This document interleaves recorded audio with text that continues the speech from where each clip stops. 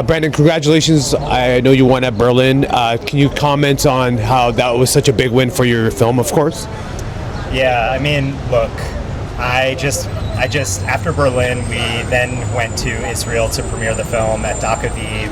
I just left, spending time with Liat's children who are still grieving the loss of their father. I went and spent time with Palestinian families living in Masafar Yatta who are, struggling with daily violence and destruction in their communities. And we're here, we're on the red carpet, and it's an accomplishment to be here at Tribeca, and we're all joyful. But we're here to recognize and tell a story that lifts up the humanity of people who are directly impacted by this conflict, to ensure that these cycles of violence don't continue. Yeah. And, this film deals with everybody's sort of perception on grief. Can you comment a little bit about that and how it's different from every family member, of course?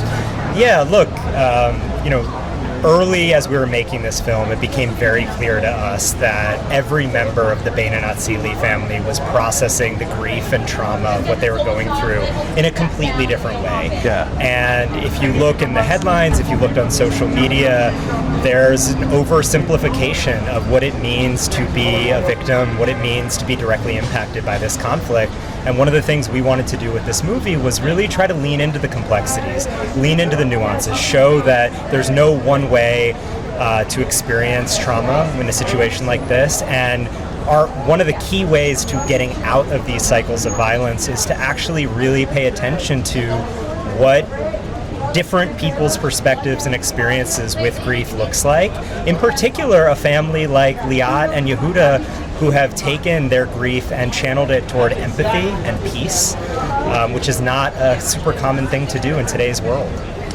And last question, how does it feel to be here at Tribeca? And I'm pretty sure your work's not done, but how does it feel to be here at this iconic festival, of course?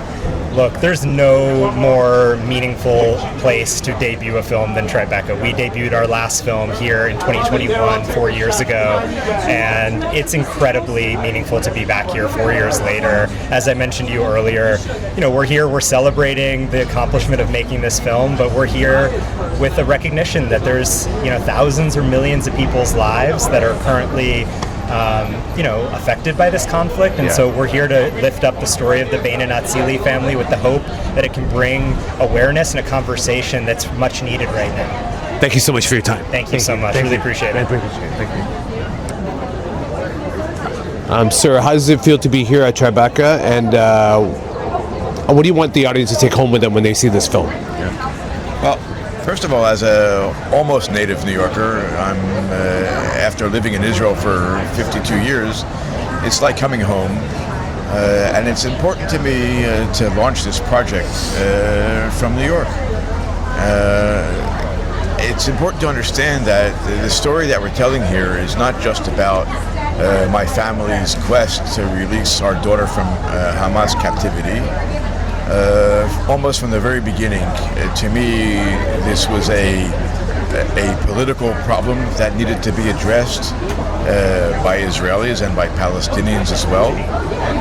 And I think the way the events developed afforded us an opportunity to develop a story that would illuminate issues from both sides. And then the obvious conclusion, at least from my point of view, is that we need to leverage this story, the lessons from all of these events, to create a change atmosphere, a changed political environment for Palestinians and Israelis that would hopefully lead to an understanding that we need to recognize the humanity of each other and to work towards a political solution to issues between Israelis and Palestinians. I need to emphasize Israelis and Palestinians. Both peoples need to do a serious accounting to the trajectory that their leaders have led their respective nations on. And I think clearly that it's time for a change. And hopefully the ground roots people will come out and demand from their leaders to tack a different course. Thank you so much. Thank you, sir. That was great. Thank you.